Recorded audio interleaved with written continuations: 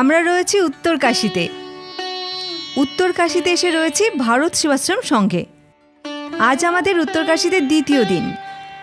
আমরা প্রথম দিনে উত্তরকাশীতে পৌঁছে উত্তরকাশীর আশেপাশের কাশী বিশ্বনাথ মন্দির, অন্নপূর্ণা মায়ের মন্দির সহ এখানকার সমস্ত তীর্থস্থানগুলো দর্শন করেছিলাম।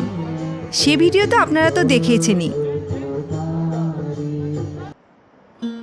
আজ আমরা যাত্রাপথ সাজিয়েছি উত্তরকাশী শহর থেকে একটু দূরের সাইট সিন দিয়ে। তাই সকাল সকাল রেডি হয়ে বেরিয়ে পড়লাম রাস্তায়। আজকের ভ্রমণ লিস্টে অনেকগুলো জায়গা রয়েছে। এর মধ্যে ধর্মীয় স্থান যেমন আছে, তেমনি বিনোদনমূলক জায়গাও রয়েছে। দারুণ ব্যাপার, তাই না বলুন? ওই যে গাড়ি দাঁড়িয়ে আছে আমাদের জন্য। চলুন আগে গাড়িতে গিয়ে বসি, বাকি আলোচনা গাড়িতে যেতে যেতেই করা যাবে। এখন ঘড়িতে 10:30 বাজে, গাড়ি ছেড়ে দিল।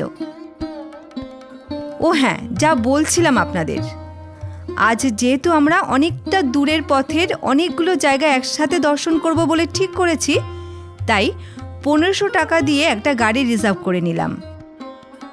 কারণ আমাদের আজকের দর্শনীয় যে স্থানগুলো আছে সেখানে যাবার জন্য কোনো লোকাল ট্রান্সপোর্টের ব্যবস্থা নেই। তাই দর্শনার্থীদের উত্তরকাশী থেকে গাড়ি রিজার্ভ করেই যেতে হয়। উত্তরকাশী শহর থেকে কিছুটা এগিয়ে আসার পর দেখতে পেলাম রাস্তার দুধারে সারি দিয়ে চির গাছ নামক গাছেরা শান্তভাবে দাঁড়িয়ে আছে।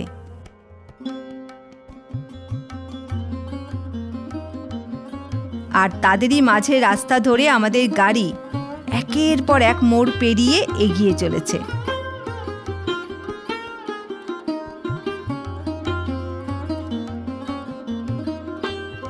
আজ আমরা প্রথমে চলেছি বর্ণাবত পর্বতের একদম টপে, যে জায়গার নাম বি টপ। এই জায়গাটা সমুদ্রপৃষ্ঠ থেকে প্রায় 2200 মিটার ওপরে। অসাধারণ জায়গা কিন্তু ওটা।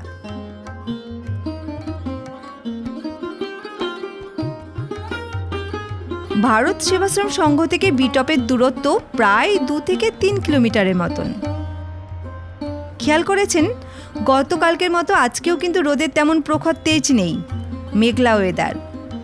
আবার রিপোর্ট বলছে বৃষ্টি হবারও সম্ভাবনা আছে আজ। মহাদেবের নাম করে তো বেরিয়ে পড়েছে ঘোড়ার নেশায়, দেখা যাক কি হয়। পার্বত্য পথে পথ চলা শুরু হলো আজ। এই পথের প্রতিটা ল্যান্ডস্কেপই দারুণ সুন্দর, সে তো দেখতেই পাচ্ছেন পথ চলতে চলতে আপনারা। মনে হচ্ছে রাস্তার প্রতিটা স্টেপই আপনাদেরকে দেখাই, এতটা সুন্দর চারদিক। বেশ কিছুটা রাস্তা আসার পর দেখছি রাস্তা ক্রমশ সরু থেকে সরু হতে শুরু করেছে। সামনে রাস্তার পরিধি দেখতে পাচ্ছেন, কি সরু রাস্তা। সরু রাস্তা ধরে কিছুটা আসার পর এইখানে একটা রাস্তা নিচের দিকে নেমে গেছে, আর একটা রাস্তা দেখছি ওপরের দিকে উঠে গেছে। আমাদের গাড়ি ওপরের দিকে রাস্তা ধরে কিছুটা আমাদেরকে নিয়ে আসার পর আমরা খেয়াল করলাম বি টপের একদম ওপরের অংশে পৌঁছে গেছি।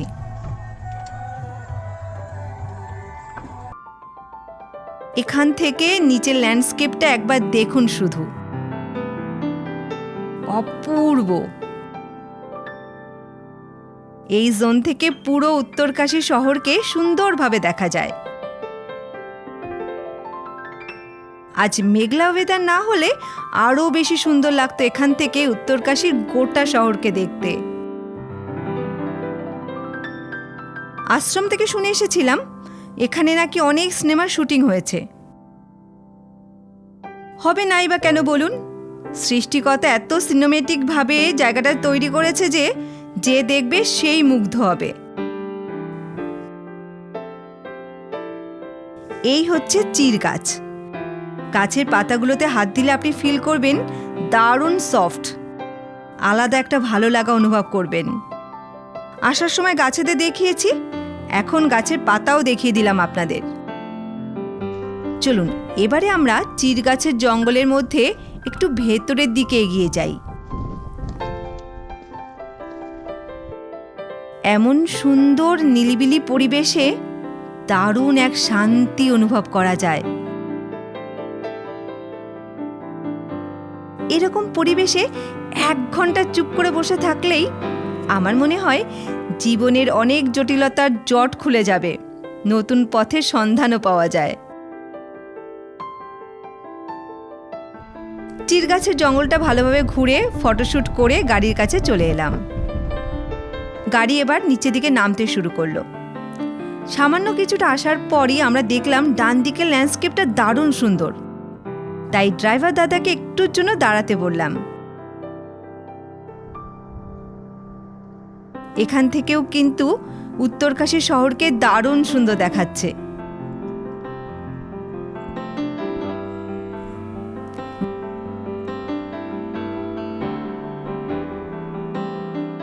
সবে তো আমাদের একটা মাত্র স্পট দেখা হলো, এখনো অনেক কিছু দেখার বাকি, তাই তাড়াতাড়ি উঠে পড়লাম গাড়িতে।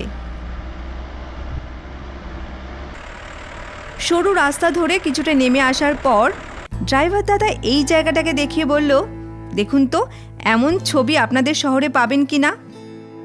এই গ্রামটার নাম সান্ডালিয়া। এখানকার ঢেউ খেলানো ভূমিরূপ এই জায়গাটাকে অনেক বেশি সুন্দর করে তুলেছে। সত্যি উত্তরকাশী হলো সৌন্দর্যের ভান্ডার। সান্ডালিয়া গ্রামে কিছুক্ষণ দাঁড়িয়ে সেখানকার সৌন্দর্য অনুভব করলাম। তারপর গাড়িতে উঠে বেশ কিছুটা আসার পর আমরা চলে এলাম প্রাচীন বিমলেশ্বর মন্দিরের কাছে। গেট থেকে ঢুকেই পাথর বিছানো পথ এগিয়ে গেছে মন্দিরের দিকে।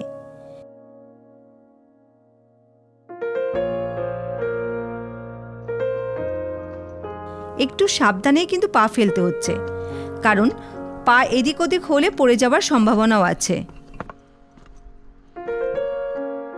মন্দিরে যাবার সময় পথের ধারে সৌন্দর্য দেখতে ঠিক এই রকম।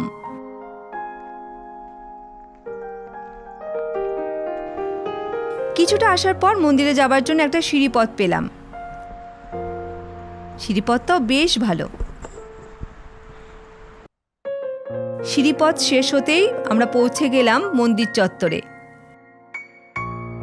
এখানে একটু দাঁড়িয়ে চারদিকের পরিবেশের চোখ বোলাতে বোলাতে একটু জিরিয়ে নিলাম। এবার বিমলেশ্বর মন্দিরের গর্ভগৃহে যাবার জন্য মন্দির লাগোয়া সিঁড়িপথ ধরলাম। অল্প কিছুক্ষণের মধ্যে আমরা পৌঁছে গেলাম মন্দিরে ঢোকার প্রবেশদ্বারে। নৈসর্গিক পরিবেশে এই হলো উত্তরকাশীর বিখ্যাত বিমলেশ্বর মহাদেব মন্দির। বিমলেশ্বর মানে পবিত্র ও নির্মল ঈশ্বর। এগিয়ে চললাম মহাদেবের দর্শনের জন্য। গর্ভমন্দিরে বিমলেশ্বর মহাদেব পূজিত হচ্ছেন। এই শিবলিঙ্গটি স্বয়ংভূ হিসাবে জানা যায়। স্থানীয়রা এই মহাদেবকে মানত পূরণের দেবতা হিসাবেও পুজো করে থাকেন। মহাশিবরাত্রিতে এখানে বড় উৎসব হয়, তখন অনেক ভক্ত আসেন এখানে পুজো দিতে। মহাদেবের কাছে কিছুক্ষণ দাঁড়িয়ে তারপর প্রণাম জানিয়ে বেরিয়ে এলাম। স্থানীয় মানুষদের কাছে প্রচলিত আছে প্রাচীনকালে এক মহান ঋষি এখানে মহাদেবের কঠোর তপস্যা করেন, আর তার তপস্যায় খুশি হয়ে এখানেই মহাদেব স্বয়ংভূ শিবলিঙ্গ রূপে আত্মপ্রকাশ করেন। সেই থেকে ওই মহান ঋষি এই শিবলিঙ্গের পূজার্চনা করে থাকতেন। আরও জানা যায় পাণ্ডবরা যখন হিমালয়ের তীর্থযাত্রায় এসেছিলেন, সেই সময় তারা এখানে এসে এই বিমলেশ্বর মহাদেব মন্দিরের পূজার্চনা করেছিলেন। তবে এই মন্দিরের সৃষ্টিকাল সম্পর্কে সঠিকভাবে কোনো তথ্য পাওয়া যায় না। মধ্যযুগীয় গড়ন শৈলীতে তৈরি এই মন্দির। তবে এই মন্দিরের চারদিকে কিন্তু রক্ষণাবেক্ষণের বেশ ছাপ রয়েছে। মন্দিরের একদম পাশেই আছে যজ্ঞকুণ্ড। মন্দিরের সামনের দিকে লালচে রঙের বালির ওপরে চির গাছের ল্যান্ডস্কেপটা একটু দেখুন। বালির মতো গাছেদের রংটাও লালচে, মনে হচ্ছে শিল্পীর হাতে আঁকা ছবি।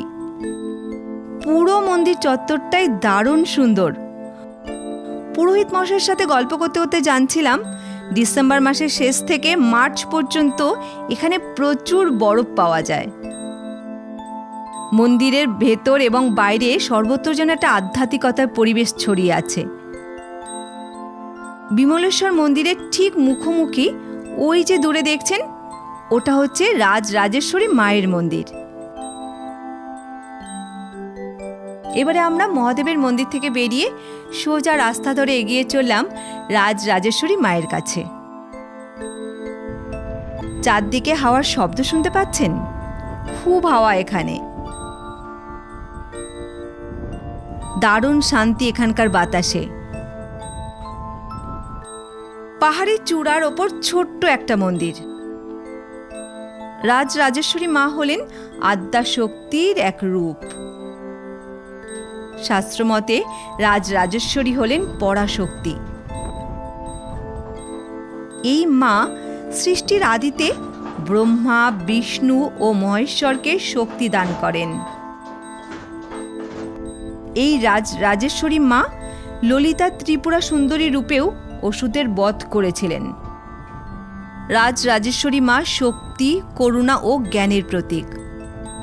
স্থানীয় বিশ্বাস অনুযায়ী ভক্তি ভরে মায়ের দর্শনে ভক্তের মনোবাঞ্ছা পূর্ণ হয় এবং সংসারে সব বাধা দূর হয়। নবরাত্রি, দুর্গাপুজো এবং বিশেষ শক্তি পুজো দিনগুলোতে এখানে প্রচুর ভক্তের ভিড় হয়। এই আধ্যাত্মিক জায়গাতে এসে বিমলেশ্বর মহাদেব ও রাজরাজেশ্বরী মায়ের খুব ভালো দর্শন হলো আমাদের। আশা করি আপনারাও শান্তি পেয়েছেন।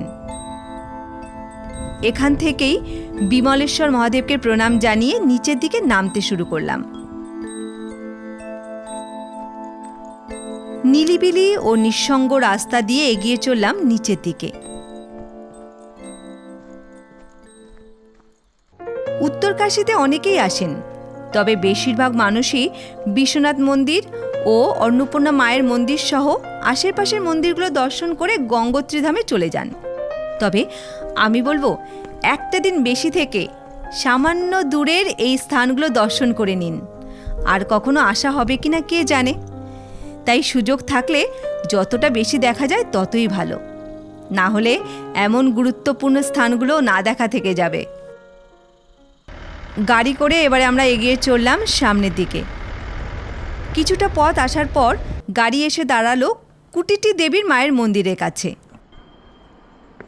ধীরে ধীরে এগিয়ে চললাম মন্দির পথে।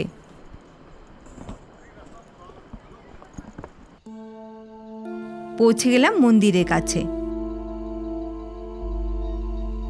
এবারে আমাদের গর্ভ মন্দিরে যাওয়ার পালা, তাই চলুন এগিয়ে যাই।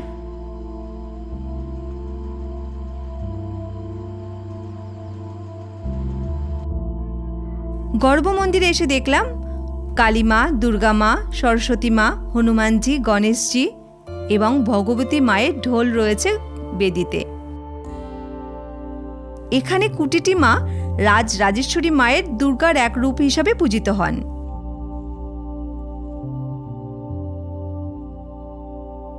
খুব সুন্দর দর্শন হলো আমাদের।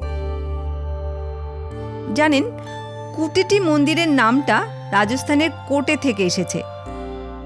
প্রচলিত আছে সত্যযুগে রাজস্থানের রাজকন্যার সাথে এখানকার রাজার বিয়ে হয়েছিল। রাজকন্যা তাদের কুলদেবী ভগবতী মায়ের পরম ভক্ত ছিলেন। বিয়ের পর রাজকন্যাকে ভগবতী মা স্বপ্ন দেখিয়ে বলেন, যেখানে তুমি গেছো ওখানে আমিও যেতে চাই। দিনের পর দিন একই ঘটনা ঘটতে থাকে রাজকন্যার সাথে। রাজা জানতে পেরে ঠিক করেন রাজস্থানে গিয়ে মায়ের পুজো দিয়ে আসবেন। সেই রাতে রাজকন্যাকে দেবীমা স্বপ্নে বলেন, আগামী শুক্রবার আমি তোমার আঙ্গিনায় দর্শন দেব, তুমি এখানেই মন্দির তৈরি করো আমার জন্য। শুক্রবার ঘুম থেকে উঠেই রাজকন্যা দেখতে পান কালী, দুর্গা এবং সরস্বতী মায়ের বিগ্রহ। তারপর রাজা এখানেই মন্দির তৈরি করেন এবং মায়েদের পূজার্চনা শুরু করেন। নবরাত্রি, দুর্গা উৎসব এবং বিশেষ শক্তি পুজোর দিনগুলোতে এখানে বড় উৎসব হয়। ভালো করে মন্দির দর্শন করে বেরিয়ে পড়লাম। একটু নিচে নেমে এসে আবারও মন্দিরটার দিকে ফিরে তাকালাম। কুটিটি মায়ের মন্দির থেকে বেরিয়ে ফেরার পথে আরও কিছুটা সিঁড়ি দিয়ে ওপরের দিকে ওঠার পর দেখতে পেলাম এখানেও সুন্দর একটা মন্দির রয়েছে। চলে এলাম গর্ভ মন্দিরে। জানলাম এটাও কুটিটি দেবীর আরও একটা মন্দির। এটাই নাকি কুটিটি মায়ের প্রাচীন মন্দির। এখানেও গর্ভ মন্দিরের রাজেশ্বরী রূপী কুটিটি মা সহ রাধাকৃষ্ণ, গণেশজি, হনুমানজি, কালীমা সহ অন্যান্য দেবতারাও পূজিত হচ্ছেন। গর্ভ মন্দির দর্শন করে দেবতাদের উদ্দেশ্যে প্রণাম জানিয়ে বেরিয়ে এলাম। ড্রাইভার দাদা দূর থেকে আমাদেরকে দেখালেন বর্ণাবত পর্বতকে। আবারও গাড়ি করে এগিয়ে চললাম সামনের গন্তব্যের দিকে। বিকেল হয়ে গেছে, যদিও আজ সারাদিনই মেঘলা থাকায় বিকেলটা আলাদাভাবে অনুভব করা যাচ্ছে না। এখন আমরা চলেছি লক্ষ্যেশ্বর মহাদেব মন্দির দর্শন করতে। চারপাশে প্রাকৃতিক পরিবেশ দেখতে দেখতে আমরা অল্প কিছুক্ষণের মধ্যেই চলে এলাম মন্দিরের কাছাকাছি। মেন রাস্তায় গাড়ি রেখে আমরা এগিয়ে চললাম এবারে মহাদেবের দর্শনের জন্য।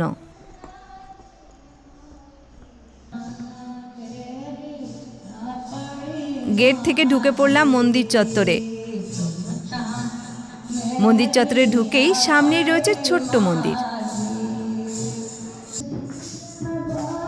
ঢুকে পড়লাম বাবা লক্ষ্যেশ্বরের গর্ভগৃহে। বেদিতে গৌরীপটে মহাদেব অধিষ্ঠান করছেন। মন্দিরটা গর্ভগৃহ ছোট হলেও দারুণ পবিত্রতা ছড়িয়ে আছে চারদিকে। মন্দিরের পাশেই একধারে ভক্তরা মহাদেবের প্রার্থনার গান গাইছেন। এই গান যেন এই পরিবেশকে আরও বেশি আধ্যাত্মিক করে তুলেছে। মনে এক শান্তি অনুভব করছি।